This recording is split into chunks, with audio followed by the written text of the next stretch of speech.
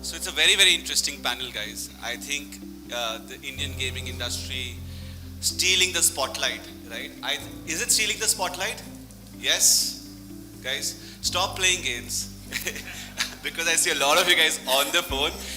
But broadly, you know what I want to say is first thing, let's give a round of applause to the panel because we have the veterans. I would call it veterans from the industry who've actually shaped the industry from where it is today.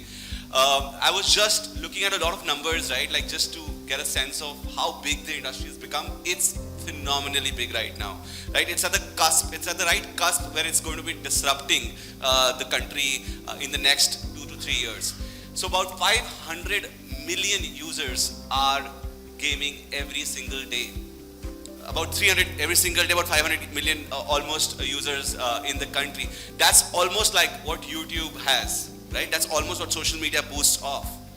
The industry is growing at about 20 to 23% CAGR. It's touching about $8 billion of revenue, which is by 2028, almost like, I think globally, if you look at it, the Indian gaming industry is going to be about 20-23% of the global gaming industry, right? So that's where we are.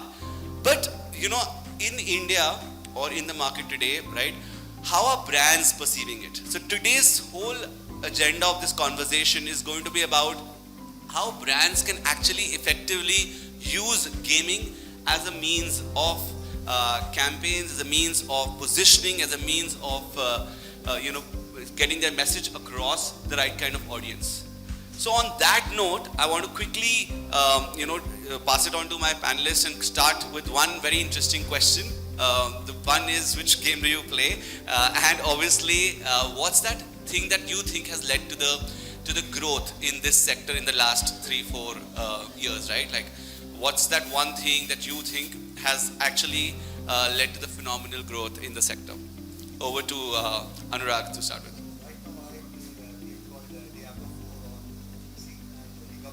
Yeah, I think it's the mic, guys. Is the mic not very audible? You want to try again?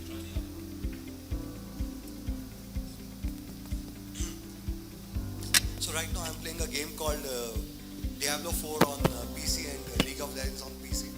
League of Legends I'm playing because I'm ex-country manager of Riot and that was the only title they had then, so I got hooked onto that. But I think what has led to the growth of this industry is, number one is the youth population. And secondly, people have accepted it as a form of entertainment. I started my career in 99. Back then, it was just a time pass for people, not a form of entertainment was considered. I think that is what has led to acceptability and the growth of gaming industry. Got it. Yeah. Ninad, anything? So I'm not a core gamer like Anurag. I'm more of a casual gamer. I'm playing Monopoly Go. I'm playing Royal Match. More snacky content because, like we were discussing before, I crossed over to the dark side and I'm now more the business and strategy guy. Sure. No longer the fun design guy.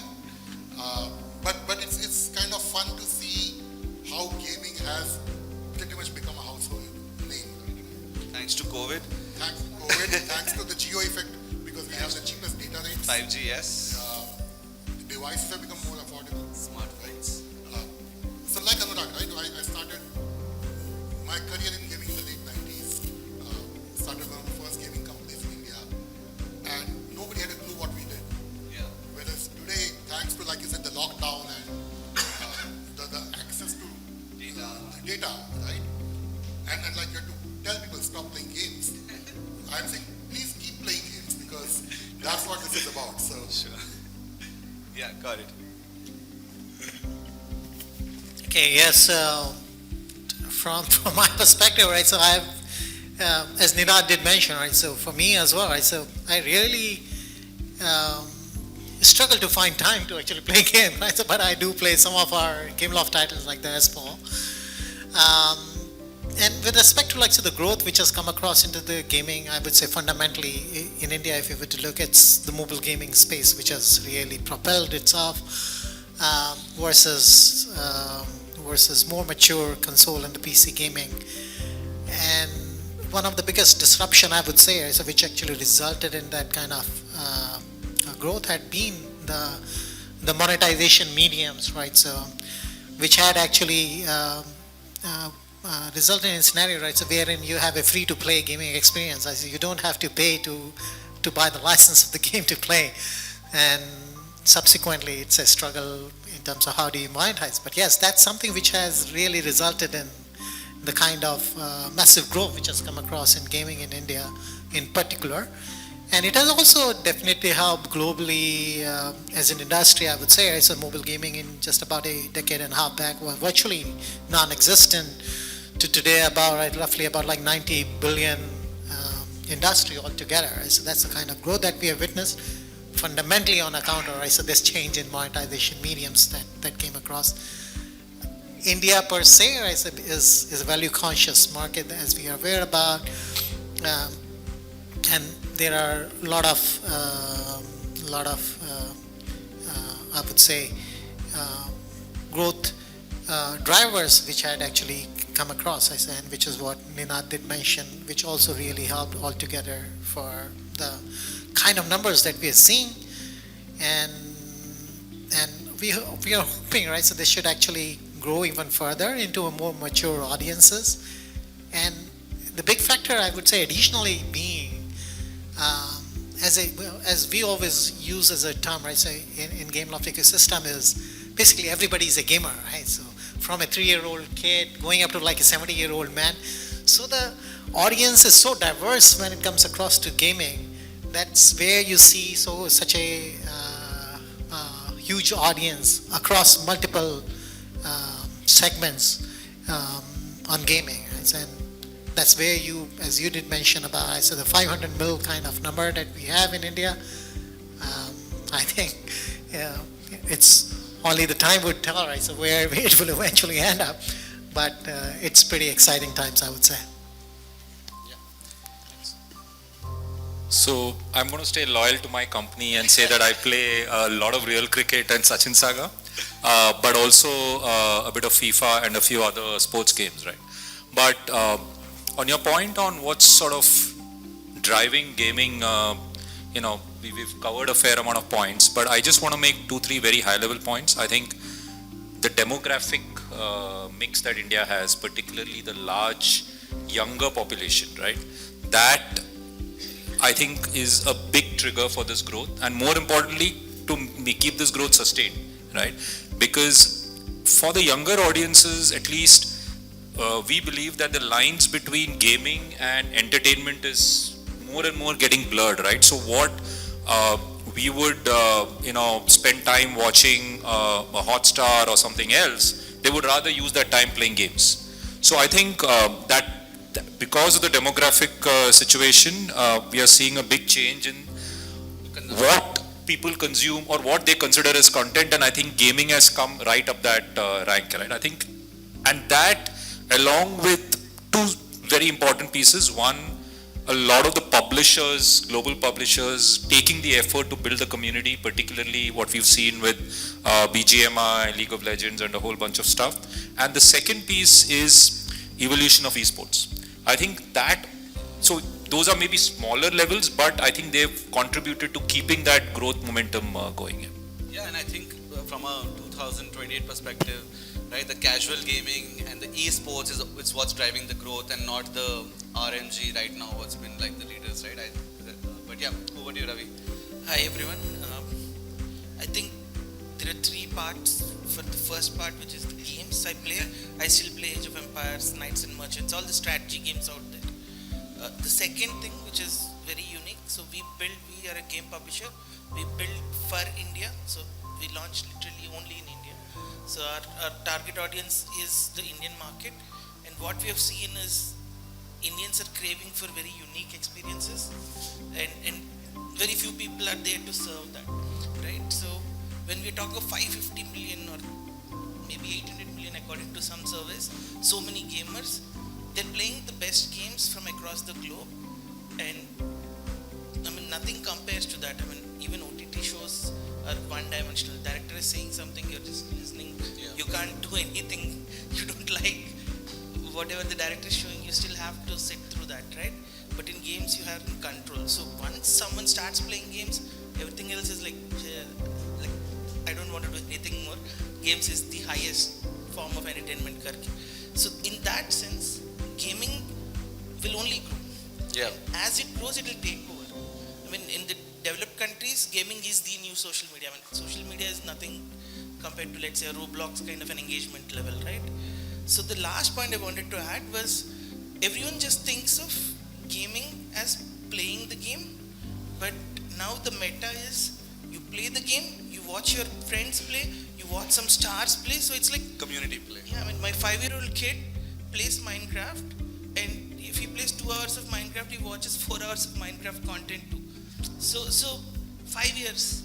I mean, games is not just about games anymore. It's like, yeah, I think social media they can't even compete with games. Yeah. No, I think a lot of games are being part of social media now. Like OTT platforms are having their own gaming sections, right? Like specifically look at Netflix has its own gaming program, like vertical running.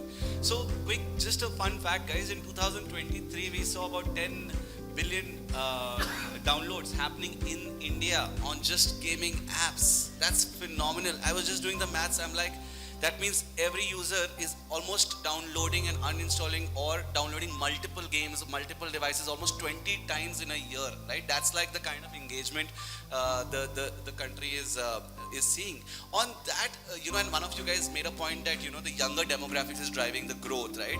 But I mean, I beg to differ. I would say even like the other ones, right? Like if you look at it, it's actually a phenomena that goes from 12 to 70 because, so on the audience profiling, and I'm going to spend a lot of time on brands, and that's why I'm going a little deeper into audiences, right? Like which is the core audience, and what are the audience behavior that we are able to see, and what are the trends that brands should see from an audience point of view, specifically from a user behavior point of view on these games. And let's start with you, Ravi, this time.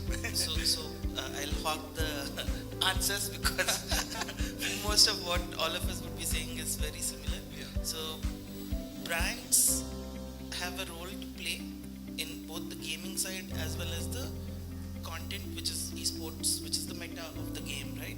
So when you look at game side, traditionally most of the in-game advertisements were like interstitials, banners, video ads and stuff. Now it's evolved into immersive content. Like for example, in my cricket game, users play tournaments, but the first thing they do is they go tap on the tournament, they see what are the prizes. So there is a smartwatch brand integrated who's funding the tournament for us. But what's motivating is, hey, if I win this tournament, I'll win this smartwatch. So there is that connection. So it's not just watching an ad of a smartwatch, but now there is something tangible. You can actually win it.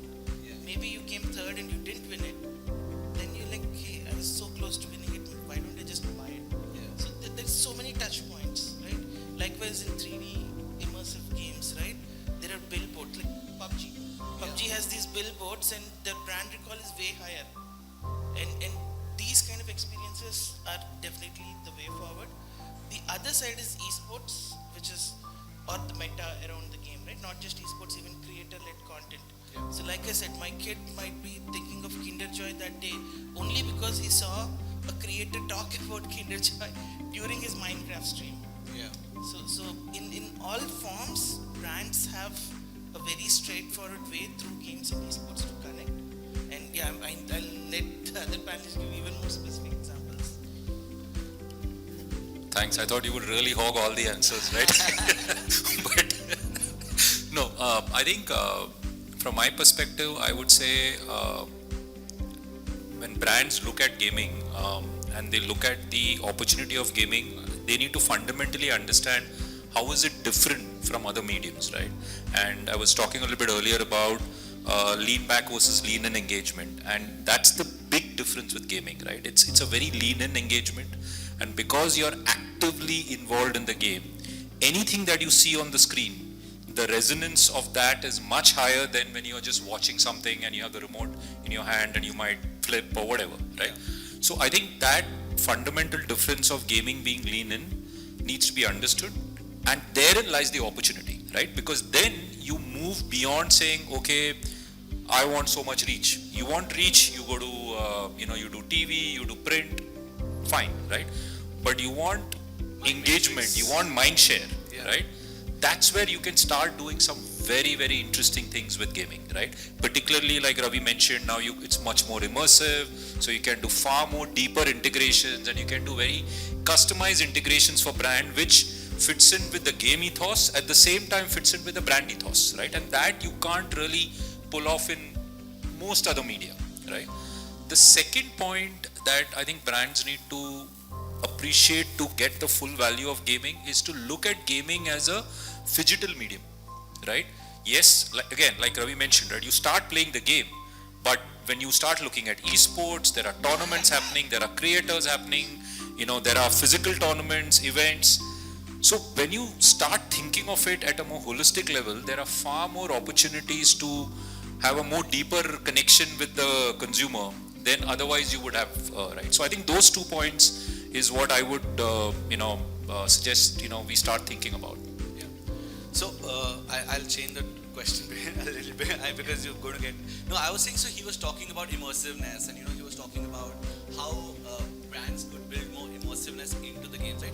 What do you think, from a brand point of view, should be, the deterrence of building immersiveness, and how, as a gaming platforms, you guys could handhold?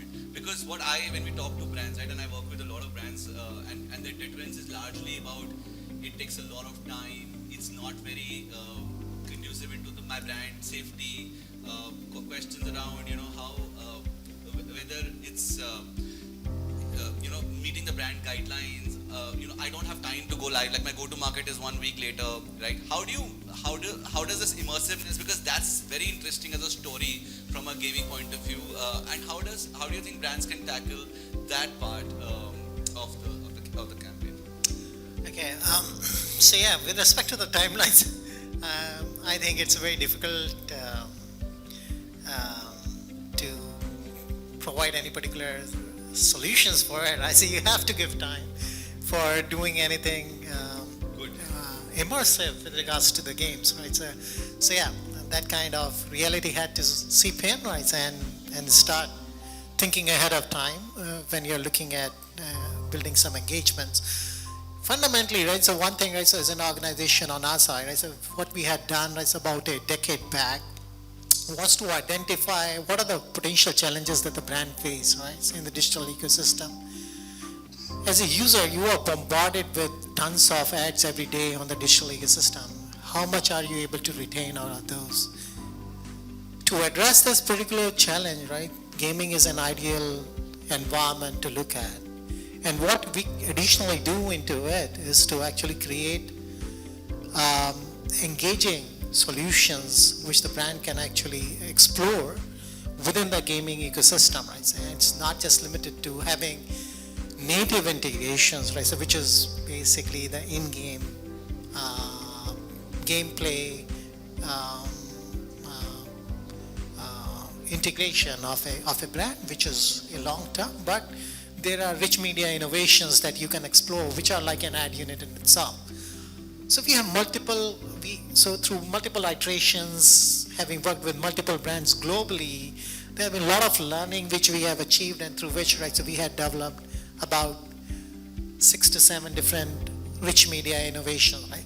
The whole objective is how we can help brands build meaningful connection with their audiences through those rich media innovations, right? So which are all focused upon creating those engagements for the brands, rather than having a disruptive approach to advertising, which otherwise is the case in any medium, right? So ads are always considered as disruption, right? But how you can make it engaging is something that we have worked extensively on our side.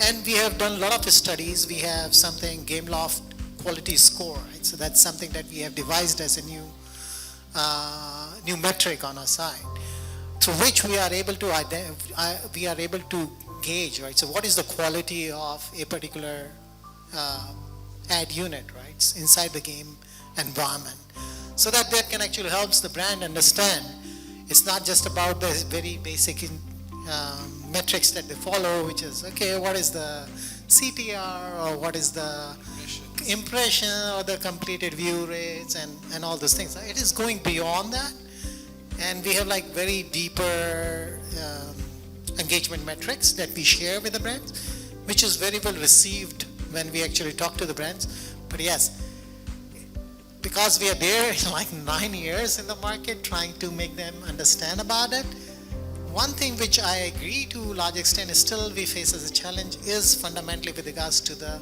availability of time to deliver those. If we have to come with like a 3 days kind of, okay, what are you going to turn around in 3 days? I would be sorry to say there's nothing that we can do in 3 days, right?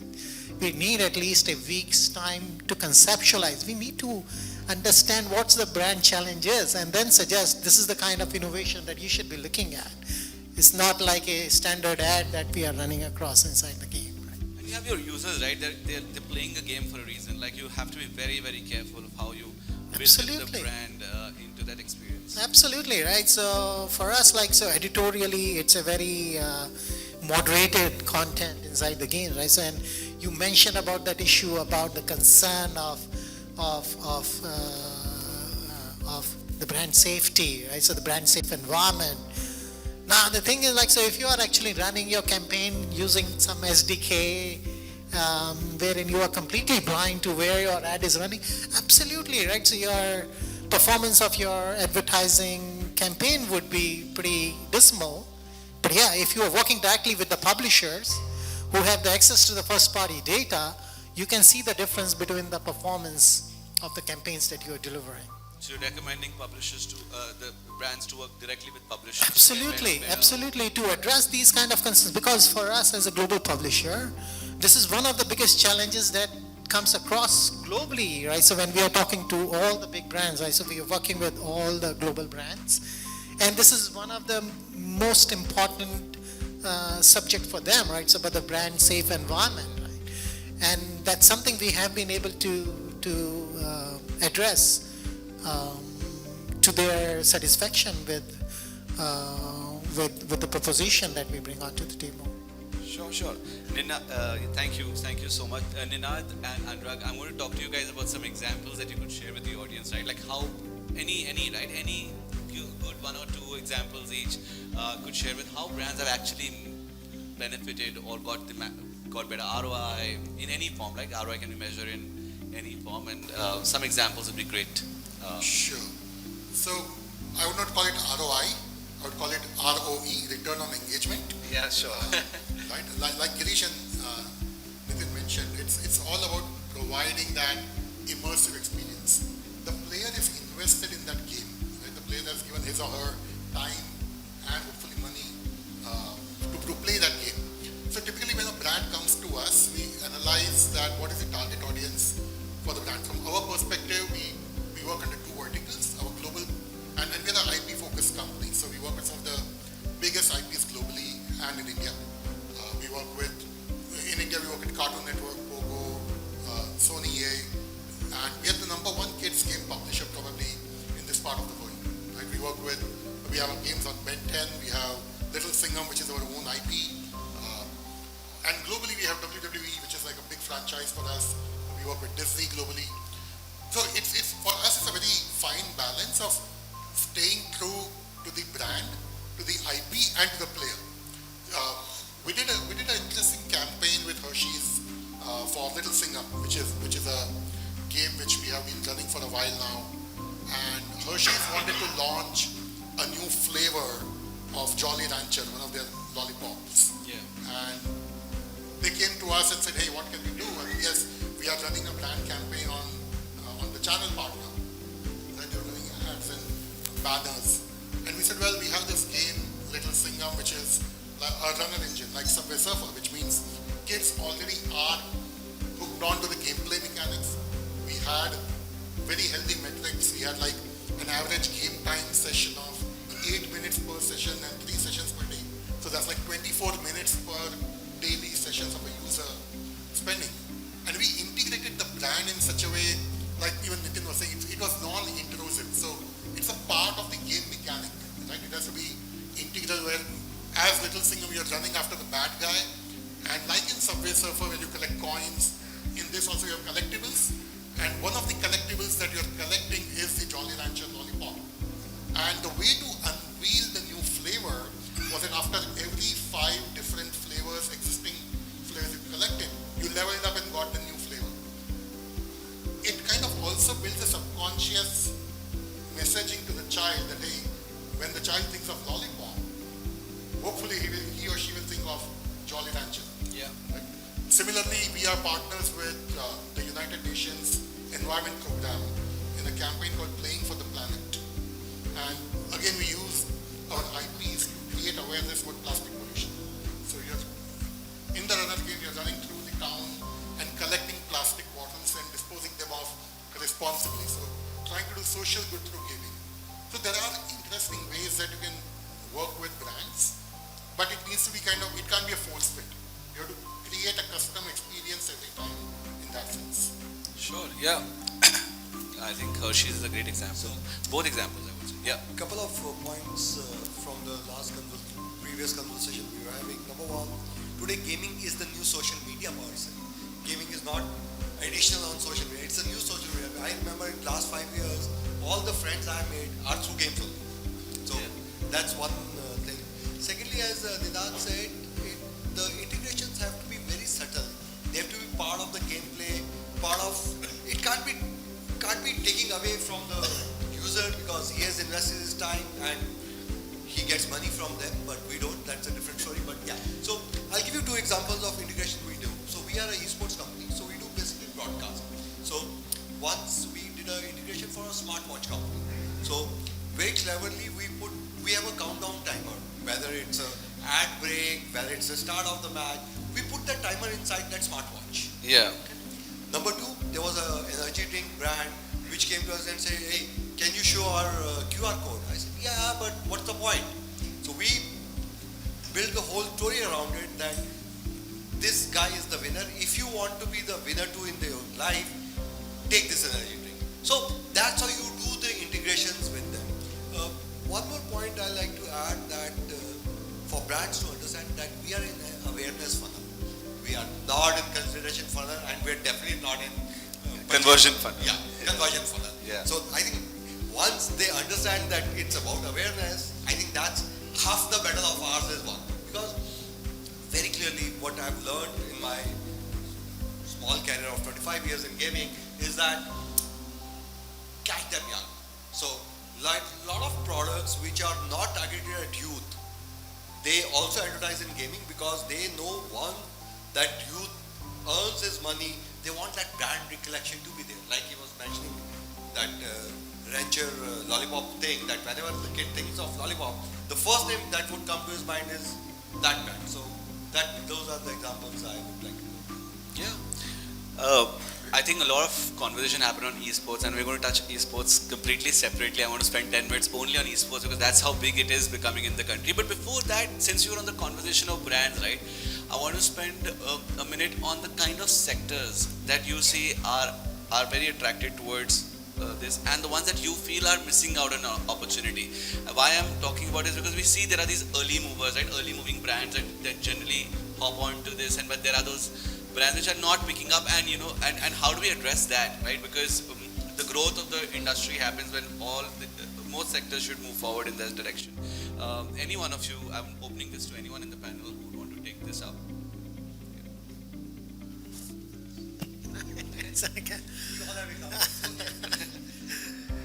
Yes. Basically, yes. With regards to the verticals, I would say, so which are more amenable to the gaming. That's what we have seen through our experience in India. Is basically tech as a brand is something that we have seen. I would rate at the top, followed by automobile, entertainment, and to some extent FMCG. Yeah. But yeah, I would still say it's a under-penetrated space, and I want to see more of it happening on the FMCG space. Surely nothing on banking. But yes, I think there is one thing generally. I think there is a perceptional issue that needs to be addressed. And there is a study which says that 68% of the gamers don't consider themselves as a gamer. So if you ask them a question, a individual is, are you a gamer? He's more likely to say no, right? So while he might still be playing, or he or she might still be playing certain game, right? So there is a persona identification that we associate a gamer with. And that's where as I say, right? So the first industry which I quoted was tech. There is a reason why I said tech. Because that fits in pretty well with that persona of a gamer, right?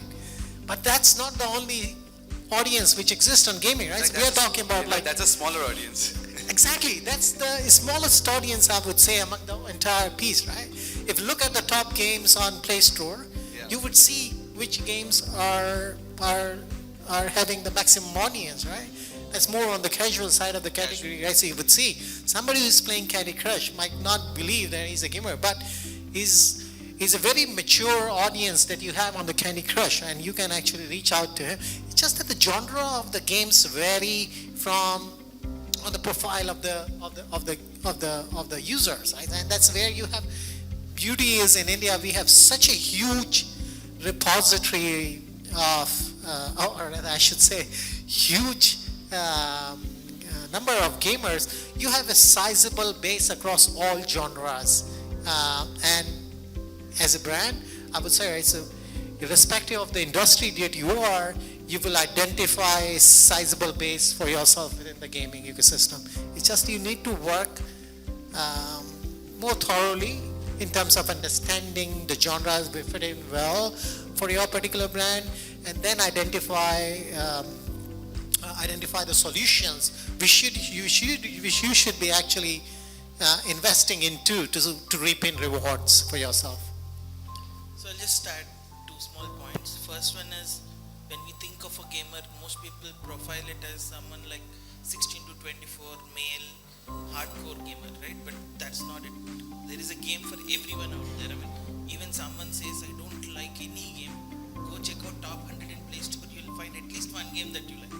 So there is a game for everyone, which means the audience, all types of audiences there, including female audience, female 35 to 55, female 15 to 25, all sorts of audience, right? The second thing is, right now, even brand managers, the younger folks nowadays, are gamers. So they are able to think that flow through themselves as in, hey, my brand might fit into something like this. All we need to do is facilitate those conversations. And I think in 5 years, gaming will probably absorb most of the brand money we get. Yeah, I'm sure it will. So I think we have some time. I want to spend some time on esports, right? Like, I think that's something really picking up in the country at another pace. We have franchises getting launched. We have immense money at play.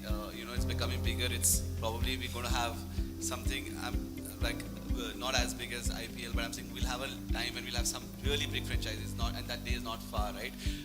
So for the audience benefit, any one of you would want to speak about esports as a genre first, and then we're going to work on just talk about how brands. I would say it's like just any other sports league, right? That you could emphasize on. Yeah.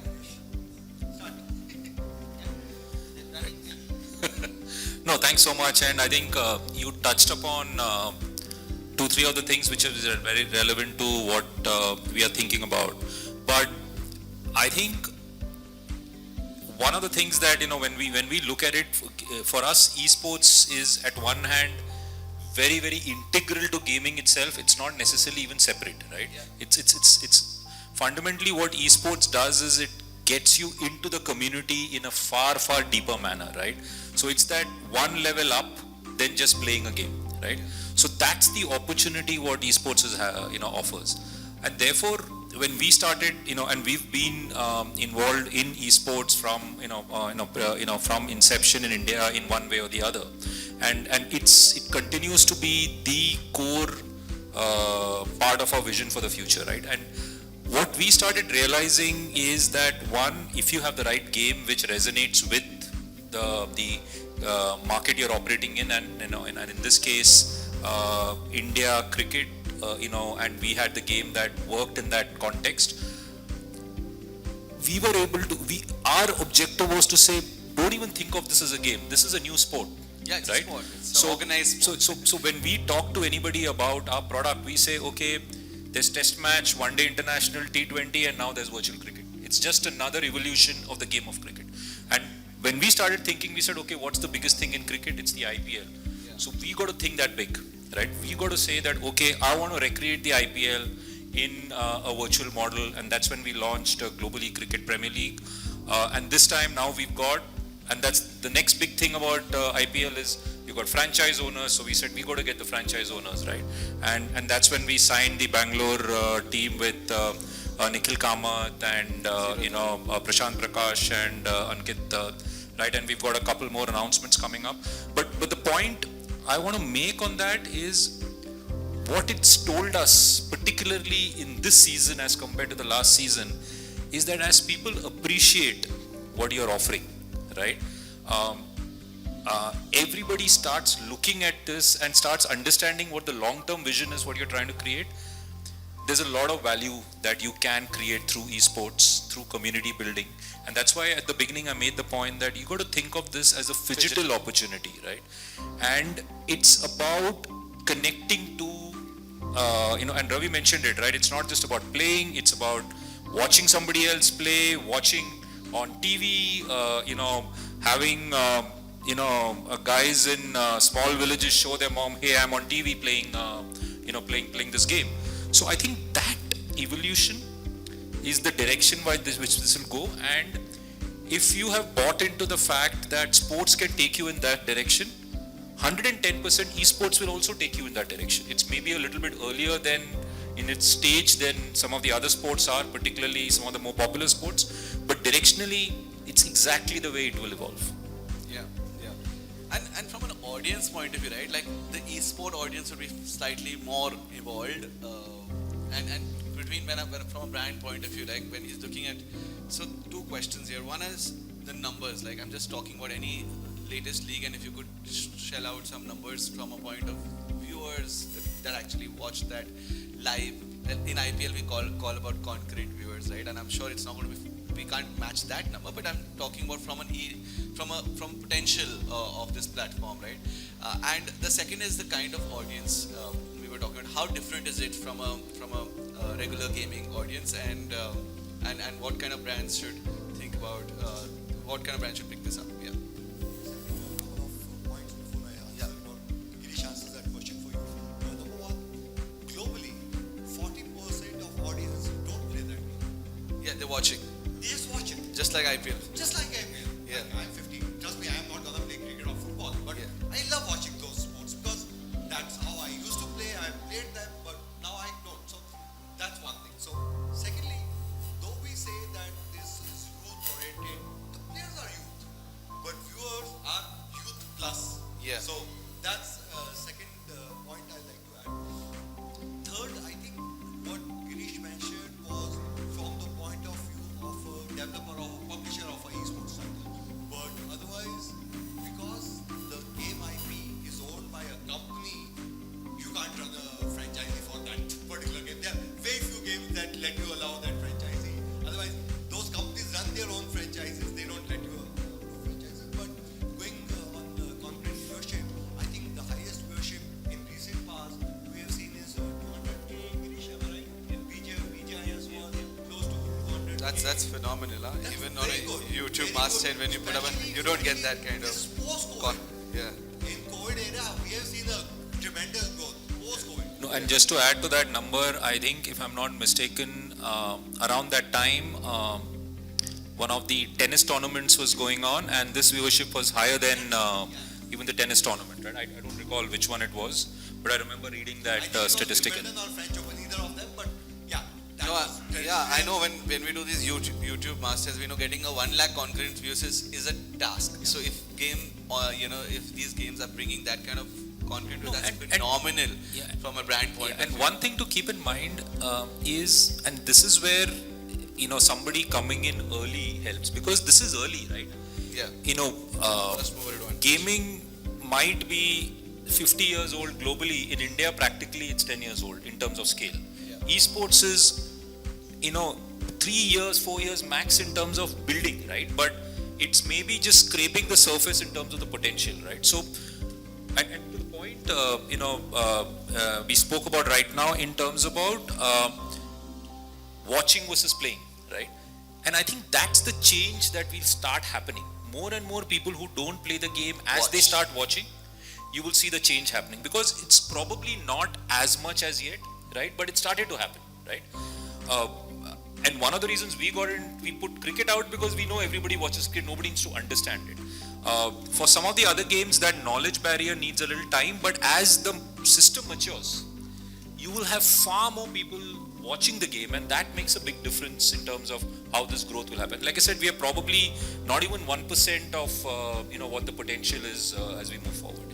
100%, I think. Yeah, I'll just add a couple of things about the definition of esports itself for our audience to connect a little better. Because I just want to tell you, guys, please keep your questions ready, because as soon as he finishes, we're going to open it to the audience. So if anyone has any questions, keep it ready up. So when we are thinking of esports, it's not just people who are competing. It's like comparison with cricket, right? Not only the district level, Ranji level or national level players are esports or cricket players. Everyone is a cricket player. Everyone is a cricket viewer. Likewise in esports, because there is commentary, it's making the whole experience so much more exciting. There are 10x, 100x more people watching. Even though the participants in a tournament might be just 10,000, but 100k viewers, probably 1 million viewers with 100k concurrent viewers is what we're talking of, right? 10,000 people, probably these are college kids. Who wants to watch them? But that skill is there, like Tendulkar or Kohli, when they hit a shot, everyone claps. That's what is happening with the youth right now. They are able to appreciate the skill of that particular gamer who pulled off some amazing stunt in the game that these guys can only dream of, right? So that connection is what esports brings in. And right now, it's a lot of content being viewed and consumed. I think a little later, we're also talking of esports being even more engaging in the future, where people can interact just like fantasy brought it to cricket. In esports also, there is a lot of fan polls, engagement options, so that people will start saying, I follow this particular esports player and he will win, and things like that. The big publishers already do that, like Riot and Valve. I think that's the next leap of esports around us. Super.